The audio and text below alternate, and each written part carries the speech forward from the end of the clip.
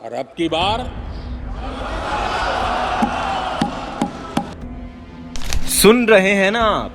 अपने देश में सरकार बनाने के लिए तो 272 सीटें ही चाहिए होती हैं ना, लेकिन मोदी 400 पार का शोर क्यों मचा रहा है? मोदी को 400 सीटें क्यों चाहिए? नहीं जानते तो जान लीजिए। सरकार तो 272 पे भी बन जाती है, लेकिन 272 की सरकार संविधान में संशोधन नहीं कर सकती। उसके लिए 2/3 बहुमत से अधिक सीट या नया संविधान बनाना ಈ ಬಾರಿ 400 ಪಾರ್.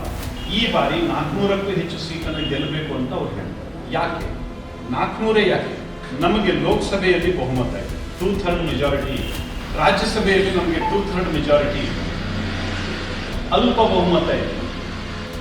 ರಾಜ್ಯ ಸರ್ಕಾರಗಳಲ್ಲಿ ನಮಗೆ ಬೇಕಾಗಿರ್ತಕ್ಕಂಥ ಬಹುಮತ ಇಲ್ಲ. ಸಂವಿಧಾನವನ್ನ ತಿದ್ದುಪಡಿ ಮಾಡಬೇಕಾದ್ರೆ ಏನು ಮೂಲಭೂತವಾಗಿ ಸಂವಿಧಾನವನ್ನ ಸಂಪೂರ್ಣವಾಗಿ ತಿರುಚಿತ್ತು ಕಾಂಗ್ರೆಸ್ನವರು, ಅದರಲ್ಲಿ ಬ್ಯಾಡದೇ ಇರೋದನ್ನೆಲ್ಲ ತುರುಕಿದ್ರು. ವಿಶೇಷವಾಗಿ ಇಡೀ ಹಿಂದೂ ಸಮಾಜವನ್ನ ದಮನಿಸುವಂತಹ ರೀತಿಯಲ್ಲಿ ಕಾನೂನನ್ನ ತಂದಿಟ್ಟಿದ್ರು. ಈ ಎಲ್ಲವೂ ಬದಲಾಗಬೇಕಾದ್ರೆ ಈ ಮೆಜಾರಿಟಿಯಲ್ಲಿ ಆಗುವುದು. देश के हित में कई कठोर निर्णय लेने पड़ते हैं, उनके लिए हमें संवैधानिक बदलाव करने पड़ते हैं. अगर संविधान के अंदर हमें कोई बदलाव करना होता है तो आप में से कई लोग जानते हैं कि उसके लिए दोनों जो हमारे सदन है, लोकसभा और राज्यसभा, दोनों की उसके अंदर अमल चाहिए. लोकसभा में आज भारतीय जनता पार्टी और एनडीए का प्रचंड बहुमत है, उसमें कोई कमी नहीं है, लेकिन राज्यसभा में आज भी हमारी मेजोरिटी है. अगर इस बार तीसरी बार एनडीए की सरकार आती है तो शर्तिया. अब तो समझ ही गए होंगे आप कि मोदी को 400 पार क्यों चाहिए. ये जो मोदी के चट्टे बट्टे बोल रहे हैं ना, यही है मोदी के मन की असली बात.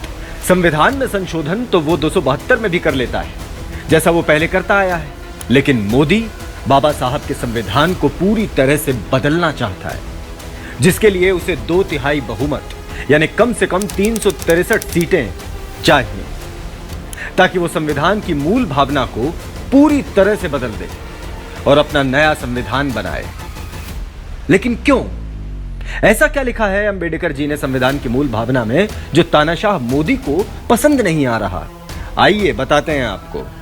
बाबा साहब ने भारत का संघात्मक ढांचा बनाया था, जिसमें केंद्र और राज्यों के अपने अपने अधिकार हैं. कोई किसी के अधिकारों में दखल नहीं कर सकता. यही अधिकार मोदी छीनना चाहता है.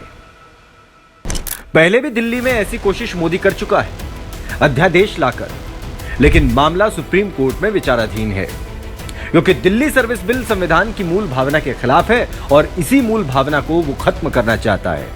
बाबा साहब ने संविधान की मूल भावना में हमें सामाजिक, आर्थिक और राजनीतिक न्याय दिया है. अमीर गरीब सबको कानून के सामने समानता दिलाई है. लेकिन मोदी को यह पसंद नहीं और मोदी इसे छीनना चाहता है, ताकि वो जब चाहे अपने अमीर दोस्तों को देश की सारी संपत्ति बेच सके और खुद तानाशाह बनकर जनता पर अपना चाबुक चला सके.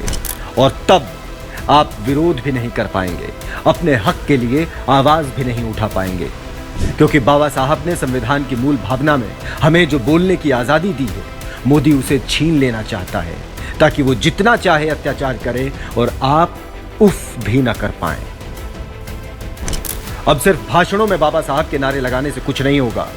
अगर बाबा साहब भीमराव अंबेडकर के सिद्धांतों की रक्षा करनी है, तानाशाही को खत्म करना है और बाबा साहब के सपनों का भारत बनाना है, तो इस बार संविधान को बचाने के लिए वोट करें, लोकतंत्र को बचाने के लिए वोट करें.